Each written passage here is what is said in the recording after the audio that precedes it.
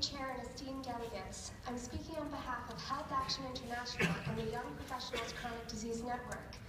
At last year's Executive Board meeting, we heard an impassioned plea from South Africa, whose draft reforms to their domestic intellectual property policy were under threat by a lobbying firm who planned a subversive campaign to block these reforms which aim to improve access to medicines in their country.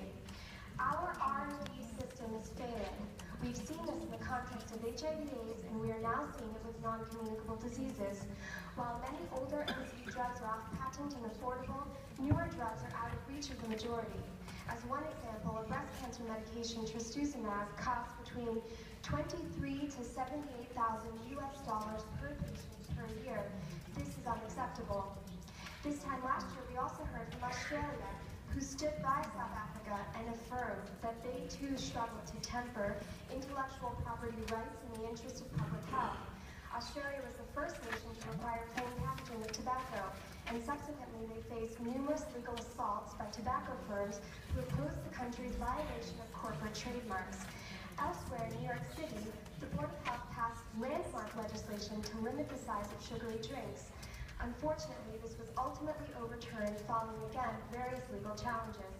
In all three instances, make no mistake, spurious campaigns designed to undermine these progressive measures for NCD control were funded by corporations and their interests, pharmaceuticals, tobacco, and the beverage lobbies.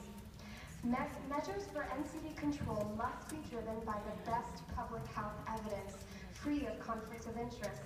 Member states must be able to implement their NCD action plans without fear of legal repercussions and political pressure. This is their right, and this right warrants the full support of intergovernmental organizations, including WHO. Countries must make full use of TRIPS flexibilities, both to safeguard access to medicines and to promote health, for example, via plain packaging. They must also have the freedom to regulate content and marketing of unhealthy foods. Finally, a robust solution to address omnipresent concerns over conflicts of interest must be found if countries are to even begin controlling the NCD epidemic. We fully support WHO's efforts in seeking such a solution. Thank you.